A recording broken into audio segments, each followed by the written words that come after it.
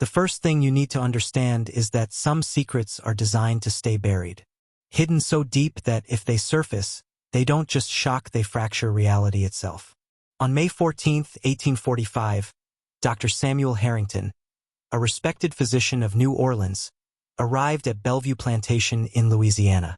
He expected a routine, if delicate, delivery. What he encountered instead was a chamber of human horror, a calculated orchestration of blood, power, and control that defied comprehension. Inside the mansion, 3 young women no older than 20 were confined to separate rooms. Each was pregnant, not by chance or romance, but by design. Each child they carried had been fathered by a slave carefully selected by their own father, Colonel Thaddius Crane. When Harrington demanded answers, the colonel revealed his work. Meticulously kept ledgers chronicling 3 generations of human breeding. Anthropometric charts measured noses, skulls, and limbs. Genealogical diagrams mapped the fusion of his family bloodline with those of enslaved people. Each entry cold, precise, almost scientific, but beneath it, a raw, unthinkable obsession. This was not the work of a disturbed mind alone. It was the architecture of power, the creation of a class of humans molded for servitude, obedience, and efficiency, his vision of perfect workers. The daughters were called patriots, their children the future of the South. The truth, however, was darker still. The colonel's daughters themselves were not his biological children. They were the product of his father's identical experiments decades before. This was not an isolated act of cruelty, it was an inheritance of corruption, a ritual passed down under the guise of legacy. Harrington, a man hardened by years of treating the sick, the poor, and the dying in New Orleans, felt the first icy thread of terror run down his spine. He had seen death, poverty, and human cruelty in countless forms, yet this meticulous, generational manipulation was something else entirely. It was not madness, exactly. It was method, a system of control disguised as lineage, power disguised as science. Belleview Plantation was more than a house. It was a laboratory for the deliberate orchestration of human life. As the doctor stared at the leather-bound ledgers, the weight of centuries of secrecy pressed upon him. Every name, every measurement, every carefully calculated union revealed a terrifying truth. There are forces in history that shape not through chance, but through calculated design. And sometimes, the architects of these systems are men who call themselves patriots, visionaries, or gentlemen. But what Harrington realized in that moment is the very reason most of these secrets survive. They are buried within a society that turns a blind eye, a society that rewards control and punishes conscience. By the time he left the study, Harrington understood something profound. Knowing the truth was not enough. To survive it, he would have to navigate a world built on lies, manipulation, and a centuries-old obsession with shaping human destiny. Belleview Plantation was not just a place, it was a warning. And this warning, once heard, changes a man forever. Harrington soon realized that Bellevue was not simply a plantation, it was a cathedral of control, each room and corridor echoing the calculated rhythm of obedience. Every brick, every beam, every row of sugarcane in the fields was a part of the colonel's vision. He didn't just own land or people. He owned their biology, their blood, their very potential. And the tools he used were not whips or chains alone, they were ritualized systems. Subtle psychological levers designed to enforce compliance without the need for violence. The daughters, the living instruments of his plan, were conditioned from infancy. They were taught obedience as virtue, compliance as morality. Their education was rigorous but distorted. History, literature, religion all were filtered to reinforce their role as extensions of their father's will. Any hint of independent thought was met with isolation, cold stares, and meticulously orchestrated humiliation.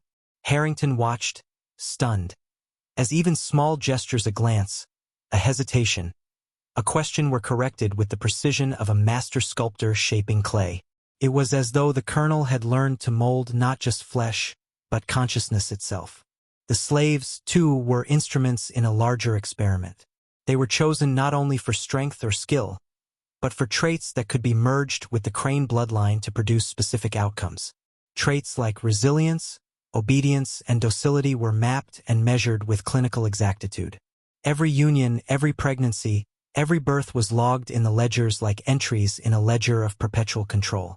The plantation became an ecosystem where human life was reduced to variables, calculated and controlled to achieve a singular vision. A lineage of humans crafted to serve a social order designed by one man's obsession. Yet there was something more disturbing. Harrington began to notice subtle manipulations that extended beyond the walls of the mansion.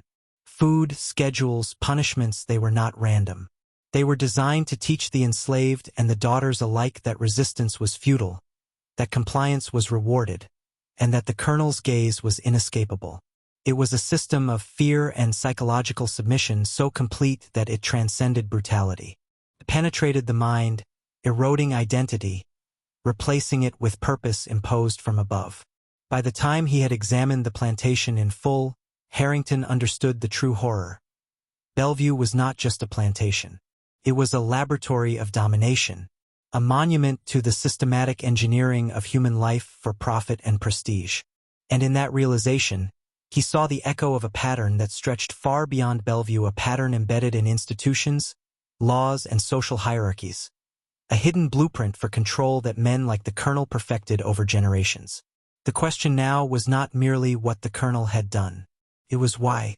Why had a man devoted decades to turning his daughters into instruments? Why had he meticulously catalogued the lives of hundreds, blending obsession with methodology? And most chillingly, what happens when such a system, perfected in secrecy, is unleashed on the world?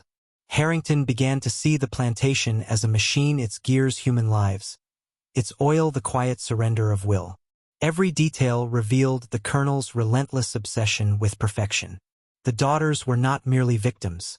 They were instruments of a philosophy that treated human beings as malleable matter. Their childhoods, their minds, their bodies had been subjugated to a vision of efficiency, obedience, and control. And every slave chosen for these unions had been reduced to a variable in the same equation. The logic was both horrifying and disturbingly meticulous. Traits deemed valuable, physical strength, intelligence, stamina, temperament, were tracked, measured, and recombined across generations. The ledgers contained caliper measurements of skulls, the lengths of limbs, notes on eye color, disposition, and even subtle markers of temperament. Harrington could see the methodical precision. The colonel's plan wasn't merely to breed workers, it was to engineer a bloodline capable of outlasting any rebellion, any resistance. Bellevue was a machine of human potential, warped to serve a single master. And yet, the most insidious control was psychological. Harrington observed the daughters' behavior, their compliance so absolute it blurred the line between fear and devotion. They had been taught to see their servitude as honor, their manipulation as duty, and their suffering as purpose. Even in their moments of private despair, the tools of indoctrination had left them unable to imagine escape. Every glance, every whispered command from their father reinforced a hierarchy so deeply ingrained that resistance seemed impossible. Harrington felt it too, the weight of an invisible architecture of control pressing down on him, even as an outsider. What made Bellevue truly monstrous, Harrington realized, was that it operated in secrecy while masquerading as respectability. To the outside world, the Cranes were pillars of the community. Genteel, prosperous, patriotic. No one would suspect the meticulous orchestration of life, the invisible hand guiding every union, every birth, every act of compliance. And therein lay the true genius of the colonel's method. He had created a system so complete, so hidden in plain sight, that it could continue uninterrupted generation after generation. The doctor's mind raced. He understood that the horrors he had witnessed were not anomalies of a single man's cruelty. They were a blueprint for control, one that could be replicated anywhere power and secrecy intersected. Bellevue Plantation was both laboratory and manifesto, an instruction manual for domination disguised as a family legacy. And somewhere in that chilling calculus, Harrington understood a truth most men never see. Mastery over others is never just about force. It is about shaping reality itself, how people think, what they believe, and what they accept as inevitable. And as he left the mansion for the evening, the shadows of the live oaks stretching long across the sugarcane fields. Harrington realized that he could never unsee what he had seen. Some knowledge changes the mind, rewires perception, and awakens a hunger for understanding. And he now stood at the edge of that abyss, aware that stepping back might protect him, but stepping forward might unlock truths that could rewrite everything he thought he knew about power, obedience, and human nature. Harrington began to uncover the full scope of the Colonel's design, and with each revelation, the air seemed heavier, thicker, as if the mansion itself conspired to crush his understanding. Belleview was not a home, it was a laboratory of lineage, a temple of calculation where every human being was a variable in a centuries-long experiment. The daughters' bodies were catalogued, measured, and timed with the precision of clockwork. Their emotions, their thoughts, even their potential for rebellion had been accounted for. In this house, biology and obedience were currency, and life itself was subordinated to a singular vision. The generational plan was horrifying in its clarity. Harrington learned that each child born under the Colonel's supervision was assigned a purpose. Some were destined to work the fields with enhanced endurance, others to serve as trusted house servants, still others earmarked for strategic alliances or the continuation of the Crane bloodline. The women themselves were trained to understand their role without question. Any flicker of resistance was met with ritualized correction, often subtle, sometimes brutal, but always precise. The mind could be broken more efficiently than the body, and the Colonel had mastered that calculus. What made it worse was the layers of secrecy. Every slave, every daughter, every overseer was bound by fear, loyalty, or indoctrination. No one outside the walls suspected the meticulous orchestration of life within. The plantation seemed ordinary from the river, respectable from the town, charitable in appearance but inside, it was a system designed to strip identity, erase autonomy, and produce human beings molded to serve a vision no one else could see. Harrington realized that the Colonel's true weapon was invisibility. Power need not shout. It could whisper, insinuate, manipulate, and patiently wait for generations to bear fruit. Harrington also saw the echo of the past in the present. The Colonel was not an anomaly. He was the product of his father's same experiments, a chain of corruption stretching back decades. What had been disguised as legacy was in fact a recursive system of psychological engineering, each generation unknowingly perpetuating the design. Every ledger, every caliper measurement, every careful record was proof that cruelty and control could be codified, taught, and handed down like property. Bellevue was not just a plantation. It was a living archive of the manipulation of human life itself. And then Harrington understood a truth that made his blood run cold. This was not merely cruelty, it was mastery. The Colonel had achieved a system that went beyond punishment or coercion. He had created a reality in which the women and the slaves were complicit in their own subjugation, where identity was overwritten by obedience, and where fear had been transformed into a form of ritualized devotion. He saw it in their eyes, in the quiet acceptance of their roles. And it dawned on him. Once a mind is shaped this thoroughly, it may never be free again.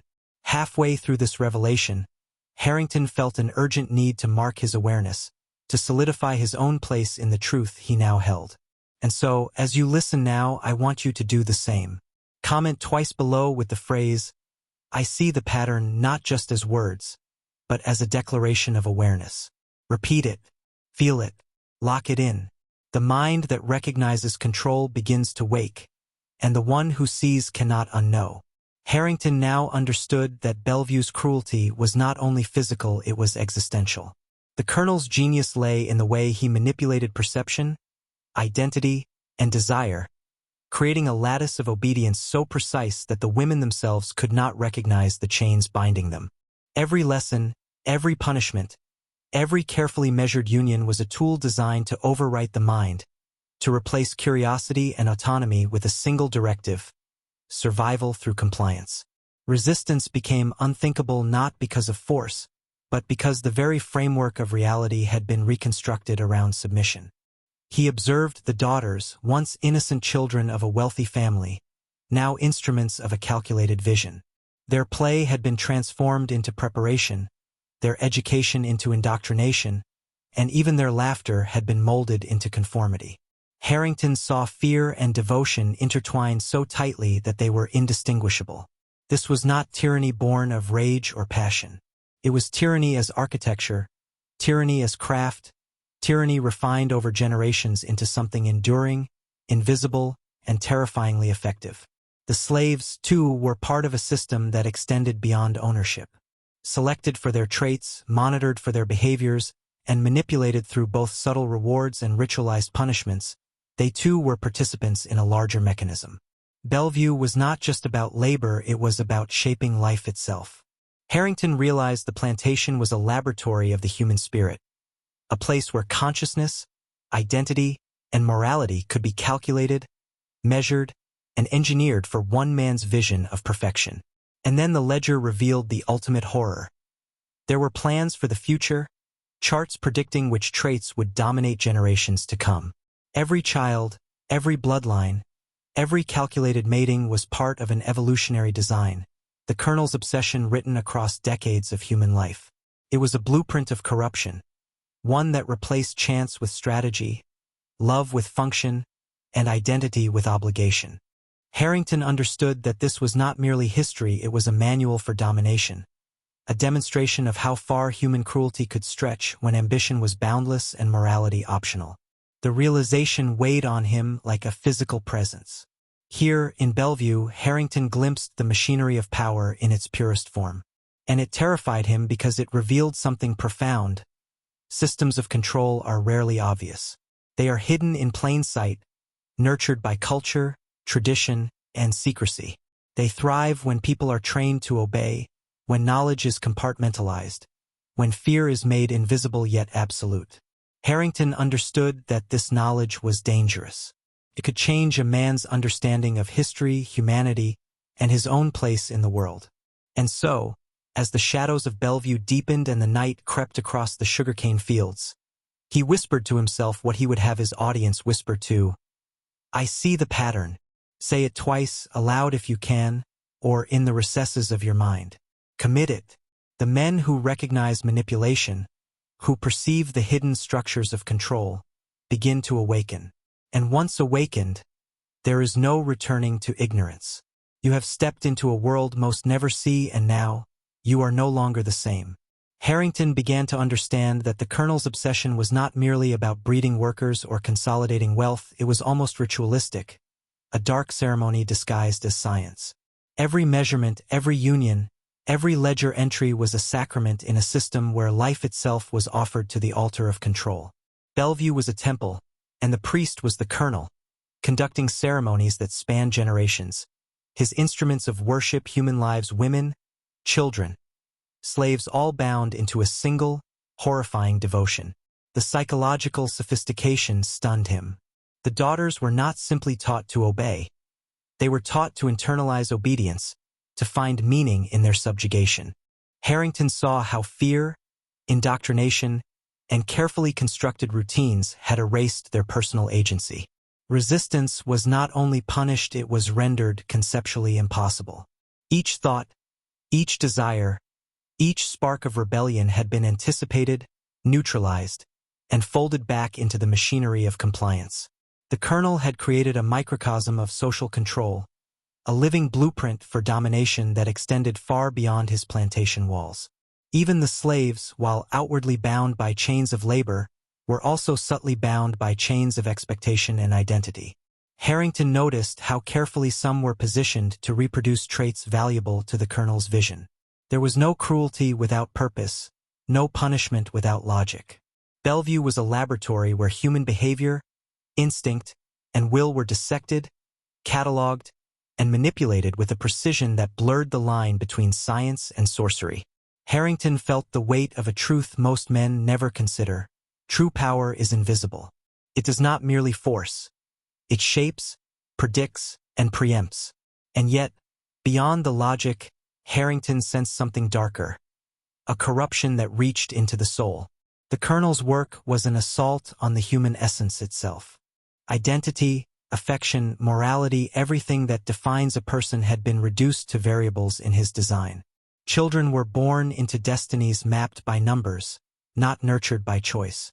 The mind was trained to accept submission, the body conditioned to function within strict parameters. Bellevue had become a world where freedom was obsolete, and every thought was filtered through the prism of authority. Harrington shivered as he realized the wider implications.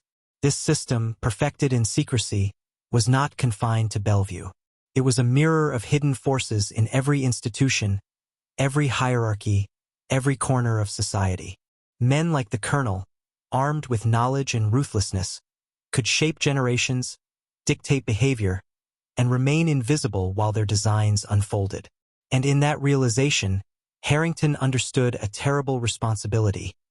Knowing this truth was dangerous, could awaken him or destroy him. The line between revelation and ruin was razor-thin. And now, as you follow this descent, remember, awareness is both shield and burden. Comment once more, aloud or in your mind, with "I see the pattern." Repeat it, feel it. Accept that the awakening begins with recognition, and once the mind perceives the structures of hidden power, it can never return to ignorance.